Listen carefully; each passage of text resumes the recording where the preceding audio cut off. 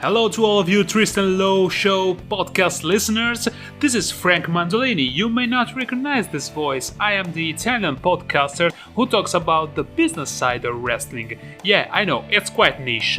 But if you look for last minute wrestling podcast on all of your social media and wherever you get your podcast, you've been amazed to find interviews with people such as Rob Van Dam or Matthew Gregg from Botchamania and many others, so you get to know many aspects of the wrestling business that normally you don't hear in wrestling podcasts. Because let's face it, who wants to hear another guy talk about Monday Night Raw?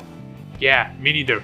So guys, go to lmwpodcast.com or search for LMW Podcast everywhere in the interweb. And remember guys, this is Frank Mandolini from the Last Minute Wrestling Podcast, and you stay safe. The views expressed in this episode are those of the guest and not necessarily those of myself and the Tristen Law Show.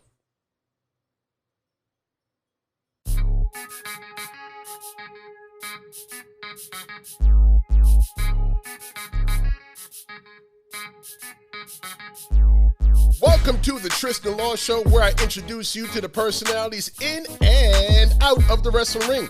And I'm your host, Tristen Law. Don't worry, you don't have to be a wrestling fan to enjoy this podcast. Don't believe me? Well, I guess you got to stick around till the end to find out. This is the 9th episode of the Tristen Law Show. And man, if this is your first time, after this episode, ensure you go back and listen to the rest. There's some really good stuff in the backlog with some good stuff on the way. So that's why you're going to want to take the time to subscribe, because you never want to miss a beat. If this isn't your first time, well, welcome back, fam. I know you missed me. Episodes like these are special because the professional wrestling world is known to be a male-dominated world. Man, ain't nothing out here but testosterone and egos floating around the place. But when a woman enters the world of professional wrestling, whether it be an in-ring performer, or valet, or a person in charge, I feel it brings a different perspective to the whole game. So today, I'm going to introduce you to Melanie Michelle. She's part of the persons in charge of the pro wrestling company SWF out of New Jersey. Melanie and I have a pretty cool chat about how she found her love for pro wrestling. We talk about her family life and the controversy surrounding SWF, plus much more. But before I bring Melanie, I want to take a few seconds to thank everyone who has ever listened, as your feedback and support means a lot to me. You can support the show in a multitude of ways. The Patreon for the show is where you can leave a small monthly donation. Getting t-shirts or other merchandise, which also helps support the show, #WearTheShow. I understand some of you may not be financially secure at the moment, and that's cool. But you can still support the show, and here's how. You can share every tweet, Instagram post, Facebook post to your own social media, and like it as well. Tell someone about this new podcast that you like, and leave a review on Facebook or an Apple Podcast if that's how you're listening. You may think it's nothing, but to me, it means a lot. Keep feeding those kids. Keep stepping on that Stairmaster. Keep working, or whatever you do while you listen to this podcast, because when I return, I will have Melanie Michelle of SWF with me. I'm Tristen Law, and I'm telling you, don't go anywhere, because I'll be right back.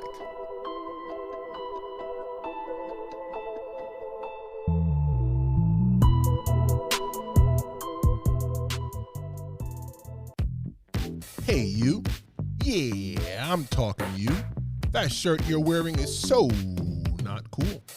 Why don't you head on over to TristenLawShow.com and get yourself a new shirt. Not only will you be cool, but you'll also be supporting the show. What are you waiting for? Go now and get a hat too while you're at it. Thank me later.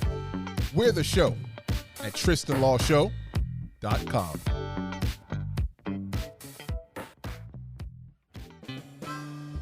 Hey there, it's your pal Tristen Law. Do you find yourself skipping past these evil advertisements every week? Well, you should feel lucky to skip past this one, because I have the solution for you. Run on over to patreon.com/TristenLawShow and free yourself from the evil grip of advertisements. Choosing the ad-free support option, not only will every episode be ad-free, but you'll get every episode days earlier. But if you love the ads here in the Tristen Law Show, there's an option on Patreon to simply support the podcast. There's something here for everyone. Head on over to TristenLawShow.com for more info.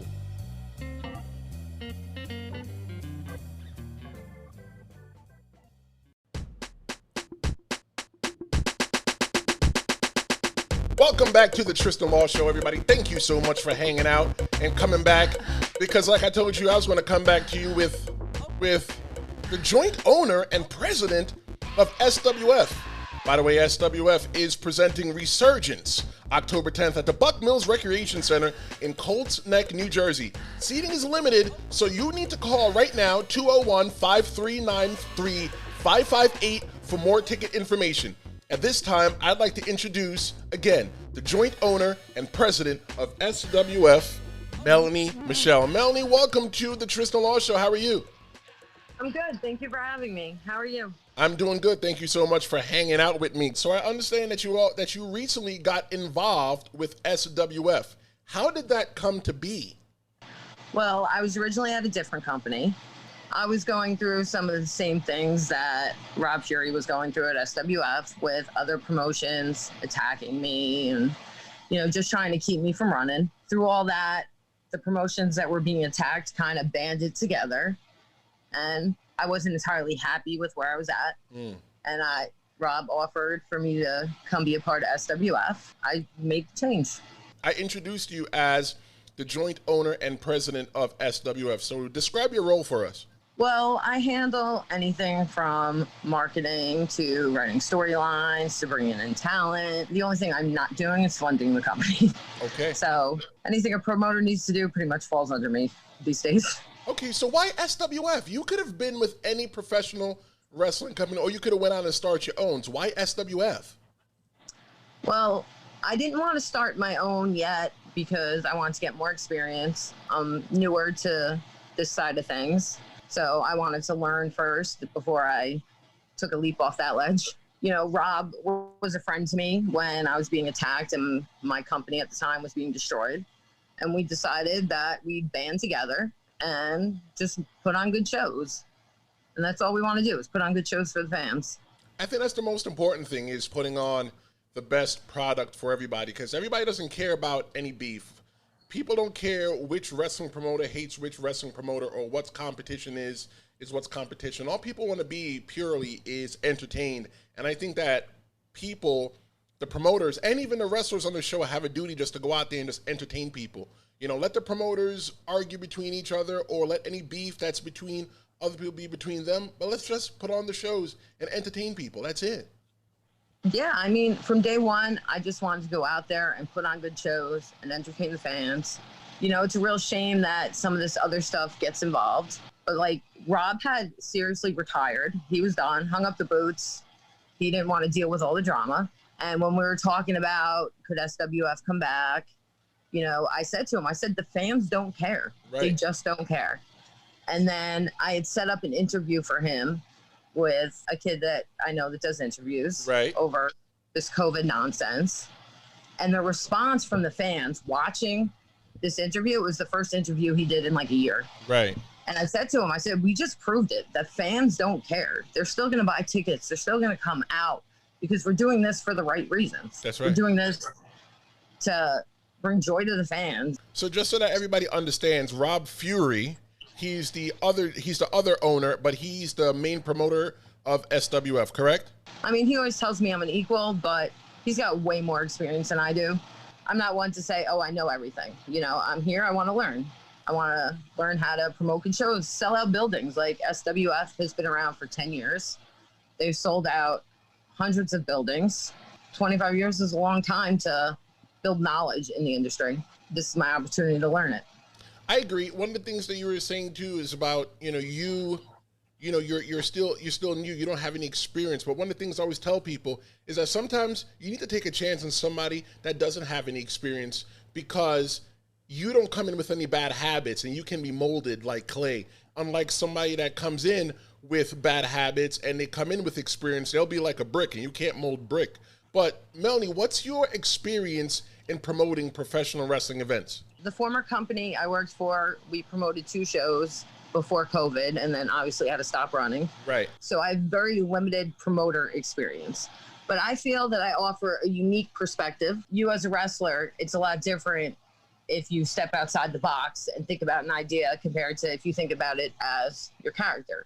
For me, everything's out of the box. You know, I'm not looking at it like, oh, this has to be this way. I'm looking at it like, oh, the fans would love to see this. Like if I was sitting there in the front row, this is what I would come say. Do you think that you bring a unique perspective because you're a woman as well? I've been a wrestling fan my whole life. It was something my father would bring me and my sister to. He wanted boys. He ended up with 2 girls. But he would take us to wrestling. It was something we enjoyed doing, like, as a family. You know, I've been around it. I've seen a lot of it. I've seen a lot of the back end the last few years. And I just want to learn. Like, I don't go out there saying, oh, I know everything. Right. So that's a big thing because I don't sit there. I don't, like, even though you're supposed to respect the vets and not question them, I'm not going to question them because they've been doing this so much longer than me. But there's nothing wrong with coming in with a fresh and new idea because you got to think about it like this. When Vince McMahon came in to when he bought the WWF and he decided that he was going to go ahead and take over the world, which I think he pretty much did, Vince McMahon was the rookie and all the vets tried to work against him, and look who's still the man now. You know, WWF is good. WWE is going strong. And, you know, I don't think there's anybody that can take them. Maybe AEW can take them, but that's neither here nor there. But when did you find your love for pro wrestling, Melanie? Well, I started watching when I was probably about 3. It's probably the longest I can remember. There's been times in my life I went to wrestling more than other times. Like in the early 2000s, me and my sister would go to all the pay-per-views. That kind of slowed down. It got kind of expensive. Of course, real quick. When I was around 16, 17, we found out about indie wrestling and Jersey All Pro. That was the big company in our area. And my father would take me and my sister to see Jersey All Pro once a month or however often they were running. And literally my father and my sister would be sitting there in the front row and I'd run during the hardcore matches. I just run. You know, wrestling's been a big part of my life. When my father passed away about 7 years ago, I hadn't been to indie shows in a while, and my sister had never stopped going with my father. So I started going with my sister so she wouldn't have to go alone. You know, it became an every weekend thing. So, Melanie, to the people listening that may not know, because the best part about the Tristen Law Show is that you don't really need to be a wrestling fan to listen to this show. So to the people listening, explain to them the difference between an independent wrestling show and maybe like a WWE or AEW show. WWE and AEW, you're usually under contract, which means the you can only wrestle for them. They pay you a larger fee, larger salary, whatever you want to call it. Indie wrestling, it's exactly what it sounds like, independent wrestling. So all the wrestlers are independent contractors. They can work for whatever company they want. They shouldn't let anybody tell them that they can't work somewhere else. Like, unless you're under contract, no one has the right to tell you, oh, you can't work for some other company. Those guys, the indie guys, will try to get bookings and work for as many companies as they can. And everybody's independent. From a promoter and presidential point of view, what are the differences between independent wrestling and like the WWE from your level? WWE and AEW, they do control the characters more. You could have some input, but it's more like, oh, you're going to do what we want because this is what fits in, or you're not going to be here. Indies, there's more creative control. Some promoters will want you to be a certain way, but other promoters will say, okay, let's talk about this. You know, what do you see for your character? And they'll see how that fits into their company. Melanie, growing up, I remember the ridicule I got for loving pro wrestling. But when you were younger, what type of ridicule did you get for loving pro wrestling? Well, the boys thought I was cool because I liked wrestling, but then I was known as a tomboy. But like, as you got a little bit older, you know, people are like, ew, it's wrestling. That's fake. And that's so stupid. It's a very select market of people. Who did you look up to while you were growing up, professional wrestling-wise? All-time favorite wrestler, which would have been a little bit later, is the Hurricane. Really? Yes, Hurricane, absolutely. For the last, like, almost 20 years. I happen to have an obsession with green superheroes. Anybody that knows me knows I will tell you the Green Arrow is better than all of them. I always joke around. I even told the Hurricane one day, oh, you started my love for green superheroes. I always, like, growing up, I would root for the underdog, you know, and the Hurricane was kind of an underdog always. Did you consider yourself a little bit of an underdog when you were growing up? Always. How so? I was always an underdog. Well, I played basketball. I was actually pretty good at it. I played on a boys team for 4 years. We were state champions, but me being the girl, I was always the underdog. I'm Jewish, but the church travel team needed a center, and I was one of the best in our age group. So they talked me into coming and playing for them, but I always had to hide who I was. Like when I got into high school, it was a challenge because the coach was anti-Semitic. And even though I came up through the feeder system, I had to overcome this obstacle because all these people were getting opportunities that I was the one that deserved it. But it was given to them because, I was a Jewish girl. So what did you want to do with basketball? I loved playing basketball. My father coached college basketball before I was born. Oh, really? So at Drew University, that was before I was born. Once my parents had kids, they realized they needed higher salaries. but we were always around basketball. We would play basketball with my dad all the time. And I wanted to make a go at it. You know, I stopped because I couldn't deal with how much harder it wasn't that I had to work harder, but like, it seemed like no matter what I did, I couldn't overcome certain things that were just in my way that I had no control over. If you can go back to yourself to when you were having all those hurdles in your life when it came to basketball, what would you tell yourself? Well, over my life, I've learned that if somebody tells me I can't do something, I work that much harder to prove to them that I can do it. There's no telling me no. If you tell me no, that pretty much guarantees I'm going to do that. And it helped get me to where I am today, helped me be who I am. I'm very stubborn. You know, I won't just give up. You know, I'll see things through to the end. But it's all those life experiences that made me the way that I am. So I wouldn't really want to change them. I like the fact that I'm determined. Back to wrestling. How did you get into the professional wrestling business? Because you were a fan. How did you get from being on the paying side to the other side of the barrier? Well, me and my sister would go to a whole lot of shows, but we were always the two faces in the crowd that everyone saw and nobody knew. We would go to the show. When the show was over, we would leave. We wouldn't talk to nobody. Like, nobody knew who we were. Then my sister was having surgery and also on the list for a heart transplant. She was having different surgeries. With all her heart problems, I was kind of worried, was she going to survive? And a lot fell on my shoulders because my mom wasn't doing so great at the time. Right. So to keep myself occupied and not, because I had to be the positive one, everything's going to be fine. No worries. What are you guys even talking about? I started messaging wrestlers asking for get well videos for my sister.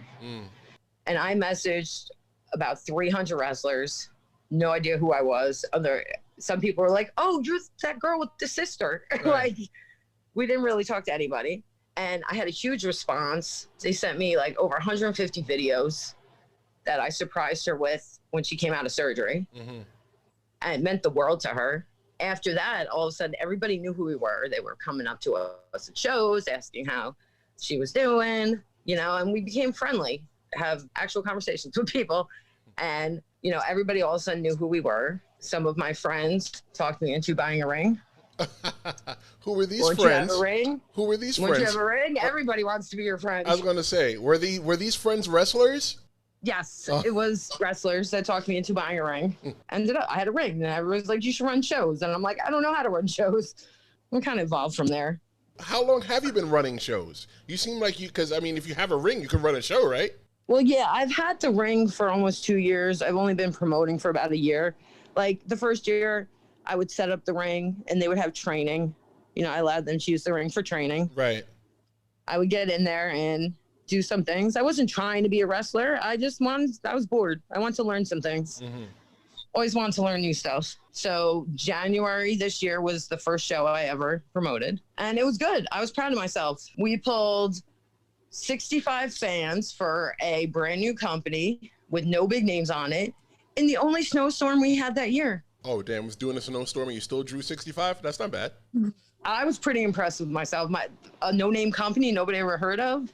You know, it wasn't just me. It was the people on the show. It was my partner at the time. You know, we all worked hard for that. Unfortunately, a couple days later, I hated wrestling. You know, sometimes things just don't work out. How's your sister doing with the heart? Did she make a recovery? Hearts usually don't shrink, and they usually don't get better, like increase how well they pump. It's like 1 in a million chance for that to happen. But with the heart medication, they were able to get her heart working better, and it did shrink a little bit.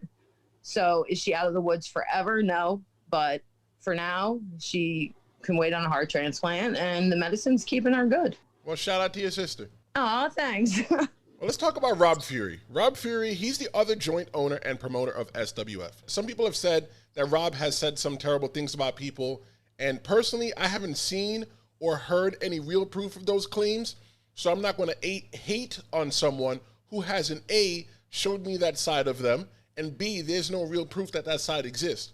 So the real question to you here, Melanie, is who is Rob Fury? Rob Fury is a good guy with a big heart and has made some enemies. You know, some enemies will say what they want to keep him from running. Wrestling is about the fans, not personal vendettas. To me, Rob was there for me when I needed a friend, because those same people were trying to make me hate wrestling. Those same people were attacking me when I did a good job, you know, and they really tried to break my spirit. Rob was a friend. He listened. Sometimes you just need somebody to listen. You know, I've seen him look out for people on the roster, especially the young ones, going above and beyond. You know, he seems to always go out of his way for people. And I think that is kind of why they're able to make stuff up about him. So what the thing though is that, but why Rob Fury? Why is everybody out there saying all these things of Rob Fury? Well, the attacks are led by his former partners, people that he was formerly in business with. They also were fans that decided to become promoters. They decided, I'm not supposed to be a fan who becomes a promoter, only they're allowed to. So like their opinions are a little skewed. I've taken more bumps than all of them put together. I'm not a wrestler. They like coming at me saying, oh, you're just a fan. What do you know? Well, yeah, so are you. In the business, they saw big dollar signs, you know, they wanted to make more. And when they wanted to get rid of him, they did what they needed to get rid of him and try to steal a brand that had been around for 10 years. You know, it's hard starting out fresh. I know that 100%. I tried starting out fresh. It's a lot easier when you got 10 years underneath you already. Those same people, I never did anything to, and they're attacking me. Most people that know me, I'll go out of my way for anybody. Right. Most people don't have a bad word to say about me. It's like not in my DNA to be a bad person. And they would just attack me any way they could to try to slander me, discredit me. But it didn't work because people know who I really am. There are people out there, Melanie, dragging SWF in the mud. And we've talked about that already. Not only are they attacking you, not only are they attacking Rob, but they're attacking the SWF brand. Despite the good, bad, or ugly that people have heard about SWF, with it being in a Resurgence, which is the name of the show, October 10th in Colts Neck, New Jersey, what changes have you implemented to make the show, to make the brand different than it was before? When me and Rob first started talking about ideas and doing this, we decided that this wasn't going to be somebody else's vision. Like, Rob's vision of SWF had gotten lost. Like, even the last year when he wasn't doing any of the writing and his partners were, like, he asked me what my honest opinion was. He knows I had been going to their shows for like 4 or 5 years. And he wanted to know what my honest opinion was. And I said to him, last year, your company has gone so downhill and it absolutely sucks. But he was grateful that I was honest to him, you know? The difference was in writing. Like, there was no storytelling. There was no point. It was just guys thrown in matches. And it's like, why are these two even against each other? Like, you want to get caught up in the story and you want to come back next month to see what happens. All that got lost. And so we decided we were going to make that the focus. Like, we were going to have good storytelling. Our matches were going to have a reason. It wasn't going to just be people thrown together. And we've been calling it the new era. You know, we're bringing SWF into the new era. That's what we want to do. We want to do right by the boys, and we want them to want to work here. Right. We don't want it to be just, oh, give me my money, I'm going home. Like, we want them to enjoy it. If we aren't doing this for the fans, if we aren't enjoying what we're doing, what's the point in doing it? I 100% agree with that statement that you made. To what you were saying, it felt like every match was an exhibition. If there's no reason for you to care, then why do you care? And I think that the stories are an imperative part of professional wrestling, because imagine going to a movie where there's no story. What are you really watching? Yeah, like as a fan, I mean, I do have a somewhat different perspective nowadays than I did, say, even 2 years ago. Right. But I still look at a match card like a fan more than a promoter. You know, it's kind of in between though. And I'll sit there and I'll pick apart a match card. Why is this person against that person? That makes no sense. They're not even ready for that. Mm-hmm. Or these two people are a tag team in a different company. Why would they go against each other in this company? Fair point. You know, me and my sister would like joke around about stuff like that for years. And I take kind of that approach when I look at these other cards being put out. And when we have the SWF card, I'm like, I look at it the same way. Like, what can I pick apart about this? Where is there a hole? Is your sister involved with SWF in any way, shape, or form? She's my sister, so she supports me no matter what I do. I'm sure at the shows she would help out. In my last company at the shows, she would help out, whether it was selling merchandise or taking tickets at the door, you know, but she doesn't really have a specific role other than Melanie's sister. And she hates that she's been Melanie's sister her whole life. But, you know, whatever I ask her to do, she would never say no. That's why we're such good sisters. It's time for her to break out of your shadow and become her own person. Melanie, yes. What is the most important thing to you in pro wrestling as a fan? Enjoying a show. Like, I've been to so many shows, so many different companies. If I'm bored, oh, forget it. I'll literally sit there playing on my phone. I've ended up in the middle of a main event at a show because I was so bored and wasn't paying attention, and they came out of the ring and everyone got up and ran and I didn't. You got to be into what you're watching. If you're not into it, then what's the point? You see, one of the things that I always say, Melanie, to piggyback off what you're saying, one of the things that I always say is that a lot of people have to go through a lot of crap in order to make $20. Some people make less than $20 an hour. Some people make $20 an hour, and some people are lucky and they make more than $20 per hour. But either way, whichever one of those three categories you fall in, you got to put up with some kind of crap to do that. So one of the things that I always personally do is that whenever I perform at a wrestling show, I want people to feel like if there's no other match where they get their money's worth, I'm giving them their money's worth because I respect the hustle that somebody has to do to make $20. To take that $20 and come there and give it to me. Imagine if they make less than $20 an hour, but they want to bring themselves, they want to bring their kids want to bring two friends. They could be spending up to, if not half a day's worth of pay just to come watch me. So I feel like it's within my right to give them their money's worth. Even with this podcast, the Tristen Law Show, Melanie, I have so much competition out there. I'm competing with YouTube on people's phone. I'm competing with Snapchat. I'm competing with Instagram. So like every time that somebody listens to an episode, they know that they're getting the best of what the interview had to offer because I don't want to waste their time because time is precious. You can't get time Absolutely. back. Time is very valuable. You can't even put a dollar amount on time. And if people are going to sit there and take the time, I totally agree with you. Like, you have to fulfill it. Especially coming off this pandemic, families of four aren't able to spend $150 to go to a wrestling show or more. We try to make things affordable. We try to do family 4-packs. You know, I'm very big on doing for the fans because it was everyone doing for me when I was a fan that brought me here. This is where I came from. You know, I so appreciated everything that everyone did for my sister, and it meant the world to her. And I just want to do that for other people.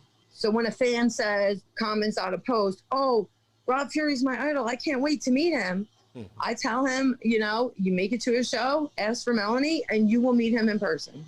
You know, they'll remember that day for a long time. There's a 17-year-old boy. He has some special needs that is my good buddy. You know, I try to do a lot for him. Right. I was getting him interviews over quarantine. I do it for no other reason than it makes his world. When he got to do all those interviews over quarantine, it was the coolest thing to him, you know, and he appreciated and cherished it. Thanked everyone, like, you know, just kept thanking him. Like, it meant the world to him. And the fact that I can make him smile, that's why I do this. Looking at your ticket prices for the family 4-pack, tickets are $20, but a family 4-pack is $60. So you can get 4 tickets for $60. So that's pretty much one person is coming in for free. So whether you're a family of 4 or you're a family of 8, or you're just, you know, you're 3 guys out there trying to go to a wrestling show, find a 4th person and bring them with you because that one person is going to be technically free. That's not bad at all. No, and we try to like push the family 4-packs because we know it's tough for people, especially after the pandemic. A lot of people suffered financially. We're still in the pandemic, but you know what I mean? Right. We tell people, oh, if it's 3 friends, you might as well find a 4th person and get a family 4-pack. That's right. Because it is more affordable. And then you guys just split the money, whatever you guys want to do. You know, so we do try to release as many family 4-packs as possible and try to push that because we want everyone to come out and be able to enjoy the show. Right. So SWF Resurgence, it's going to be Saturday, October 10th at the Buck Mills Recreation Center outdoor. It's going to be an outdoor wrestling event, and the doors open at 2:30 p.m. in the afternoon. That's an early show. That's not bad at all. So Melanie, how has COVID made it difficult for you guys to run a show? Oh my God, COVID has been impossible, but I don't settle for impossible. The biggest thing is the caps on attendance. You can't go run inside a building that can only have 25% occupancy because the talent and staff alone, there's your 25%. So what are you going to do, a show for 3 people? Right. Like, it doesn't work. And those caps on the building, talent, they're all counted in it. So you're really left with not much. That's kind of why we ended up moving the show outdoors, because right now it's the only realistic way to put on a show is outdoors. It brings your caps up a little bit. There's all these new regulations that we got to follow, like waivers that have to be signed. Every state's a little different. Our state only requires waivers to be signed by each person saying they don't have COVID, as far as they know. Places like Pennsylvania require a COVID test within 48 hours of the event. Wow. And that gets pricey at $100 per test. And another big problem has been the social distancing. Like, you got to make sure there's 6 feet in between each group of people. And, you know, so like when you're trying to figure out how many front row seats you have, you can't just go by, oh, wait, this many chairs fit around the ring, because now you got to plan, well, if there's 3 here and 2 here and 6 feet in between. So it's limiting the number of seats, keeping up with all the changes on a daily basis. This has been a roller coaster with COVID regulations, and it changes every day. And also venues, like some venues, churches and everything, they're like, no, nothing until the new year, we're not allowed. And that's something they decided on a higher up level. Right. You know, and Elks Lodges were only allowed to open up outdoors, but they weren't allowed to have any events, to do any rentals. Like, each type of building had different rules. Schools have been closed. Right. Schools you couldn't even think about. Figuring out how to make this work. You got to kind of think outside the box. And we did. We thought outside the box. The Colts neck venue. Our next show is at a place that you wouldn't ever expect. And you all will see that soon. I can't announce that yet. Oh, but you can't give me the juicy here in the Tristen Law show? Yeah. No, I can't release it yet. But everyone's going to be like, oh my God, how did you think of that kind of place? Like, it's definitely out of the box. Let's see. Maybe it's at a gas station or, you know, because I've wrestled in some crazy places. So I'm just going to throw out some ideas there. And if I'm right, just cough. Okay. All right. So maybe it's at, I can't think where it is. All right, Melanie. So because of COVID, I understand what you're doing to put on the show. So the ultimate question that somebody listening to right now that's considering going to the show wants to know, how are you keeping the fans and the wrestlers safe? Well, we're going to use proper social distancing. There'll be temperature checks as everyone comes in, hand sanitizing stations. Masks will be required by the fans. Wrestlers obviously can't wear masks in the ring. Unless you're a luchador. Well, the luchadors are used to it, but some of you guys will go out there and suffocate in 5 minutes. I know I would. So, you know, the state gives us certain regulations to follow, but like the basic ones for all places are temperature checks, hand sanitizing stations, at least interaction as possible. So like we've been pushing the online tickets instead of paper tickets. Well, that sounds good to me. I have booked and co-promoted shows before, and girl, let me tell you, it's stressful. So from your own opinion and your own experience, take us back to your first show. What went into making that show happen? The first show, I was so nervous. I wanted everything to be perfect. It took the first show for me to learn everything's never going to be perfect. You know, something's going to go wrong. You just got to be prepared to deal with it as it happens.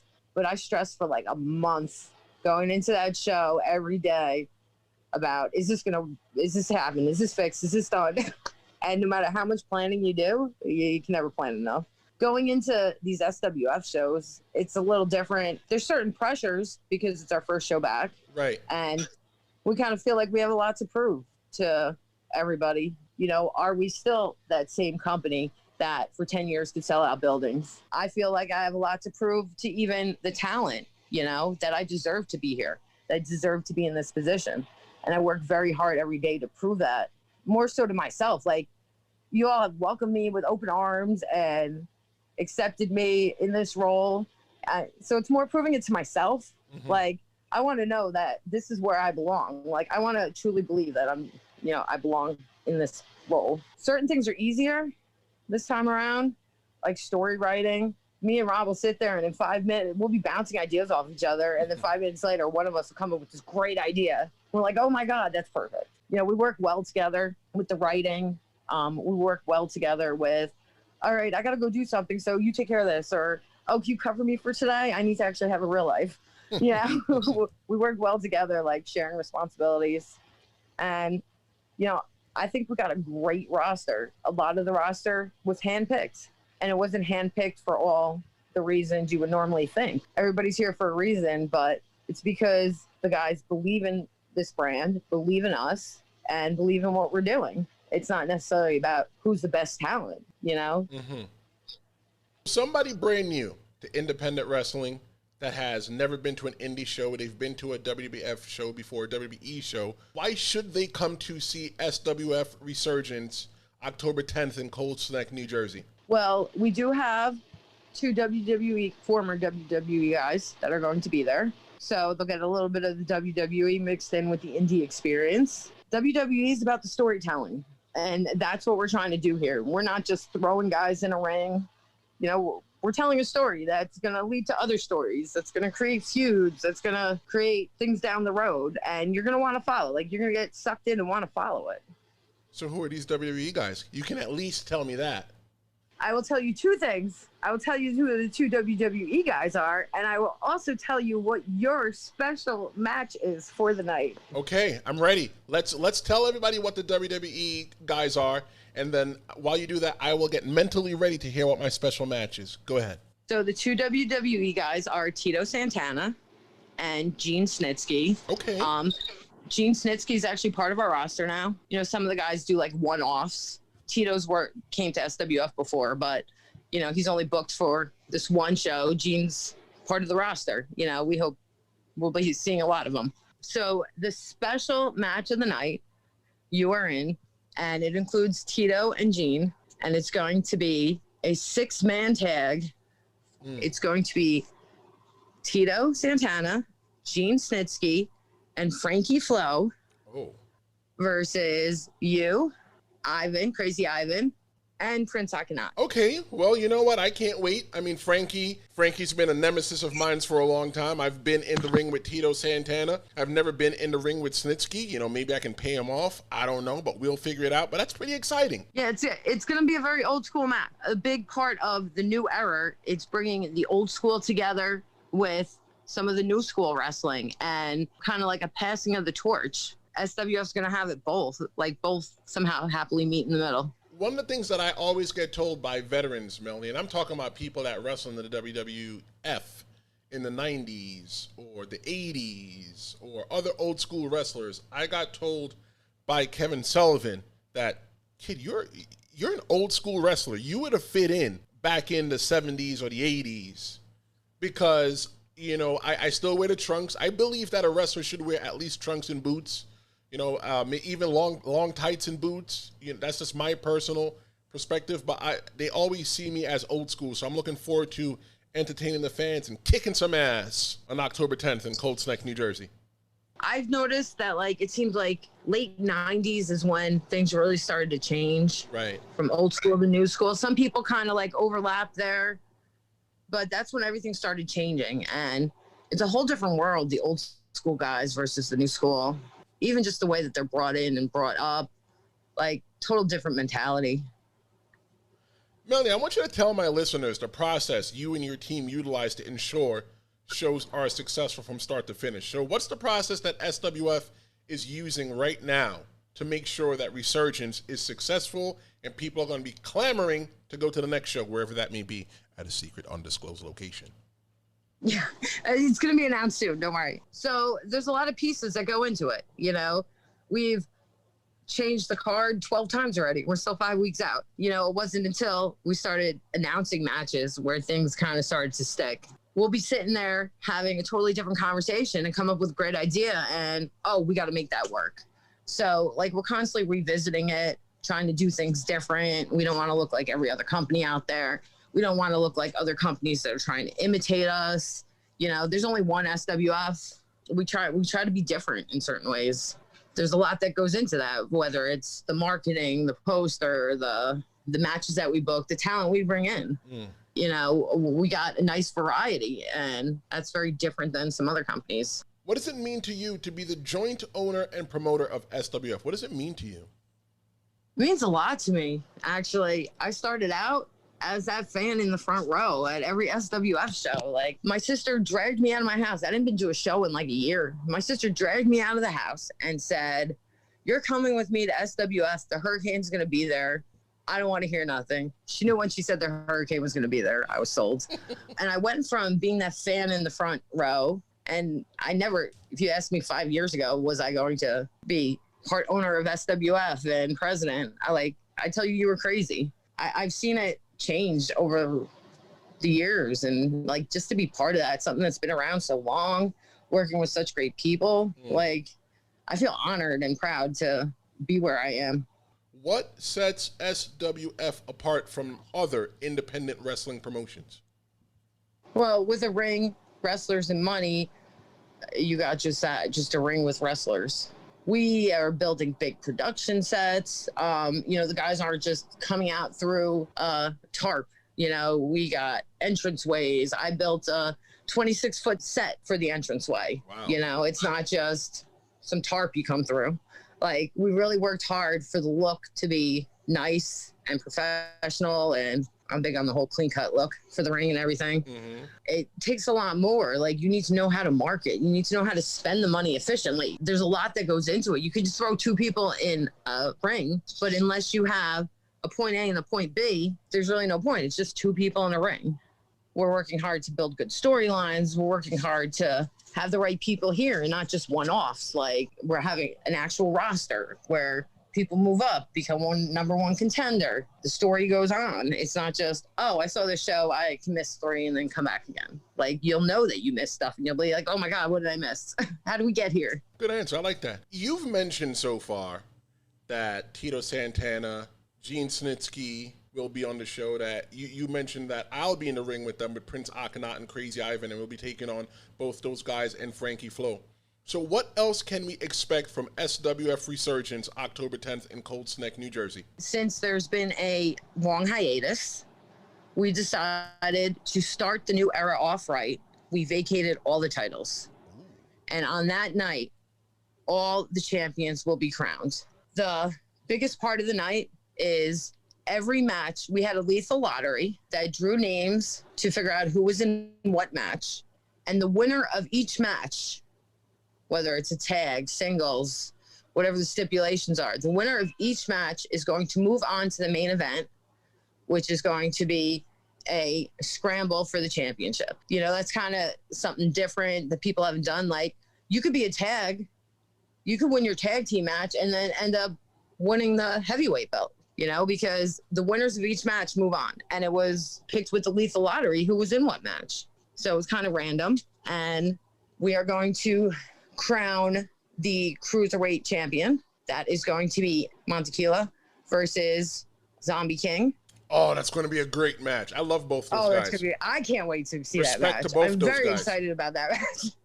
I've wrestled Zombie King so many times. I love that freaking guy, but I've never wrestled Montequilla. I can't wait to have the opportunity to wrestle him.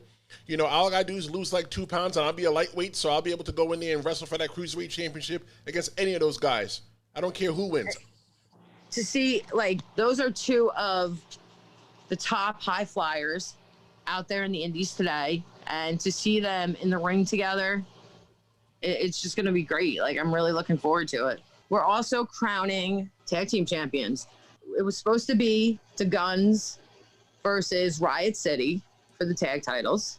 Zoltan contacted us and demanded that they would be in that match, that they've been a tag team in SWF before, and they deserve to be in that match. Oh, wow. So we now have a 3-way tag match for the tag titles. We have Jimmy Controversy, who keeps trying to call out Rob Fury and Clay Sawyer. Jimmy keeps trying to poke the bear and keeps trying to challenge him. You really never know what could happen.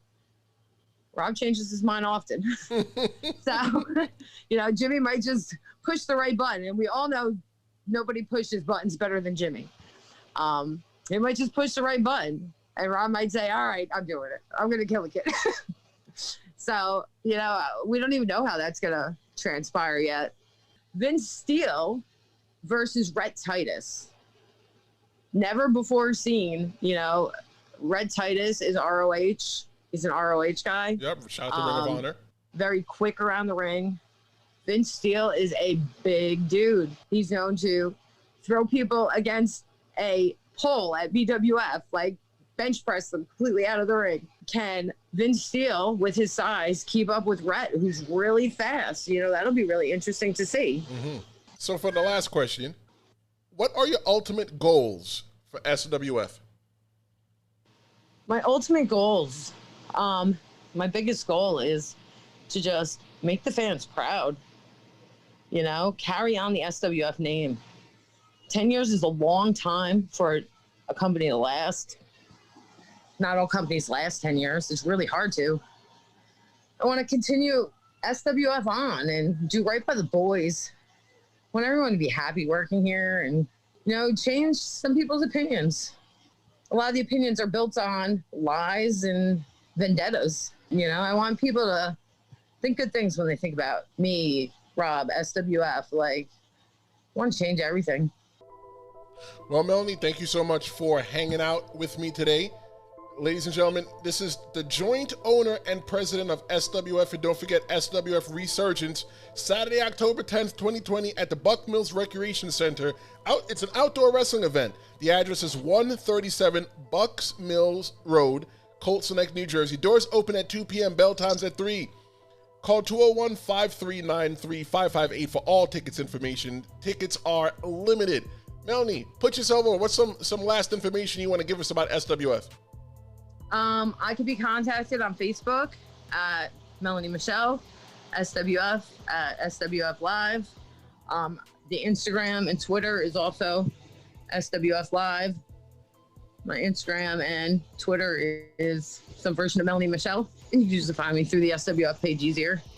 But yeah, come out on October 10th and check out our show. You will not be disappointed. Very well. Well, Melanie, I can't wait to see you then. I'll see you October 10th, and I'll be there with my ass-kicking shoes on. Ladies and gentlemen, don't go anywhere, because when I get back, I'll tell you my thoughts on this interview, and I'll tell you who'll be here next week on The Tristen Law Show.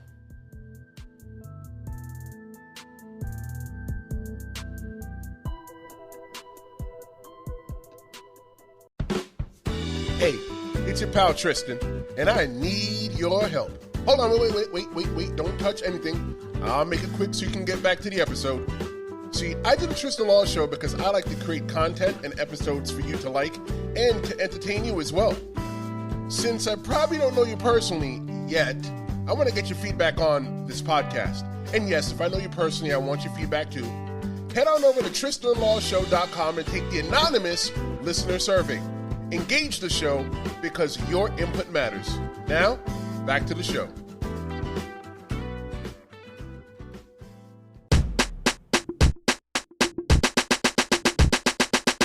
Welcome back to the Tristen Law Show, and I hope that you're having a great time. As great as a time is magic at a Chinese buffet. Hey, you don't know what I mean? Listen to the previous episode after this one. It's a good one. So what did you think about Melanie? She's another person who I knew but haven't really sat down and spoken with. That was until this episode. But it was cool to hear about how Melanie and her sister had a love for pro wrestling, a tradition which they shared with their dad. Shout out to Melanie's sister for being a fighter. Next episode, in the spirit of SWF and their show, Resurgence, which I'll be a part of, and it takes place October 10th in Colts, New Jersey.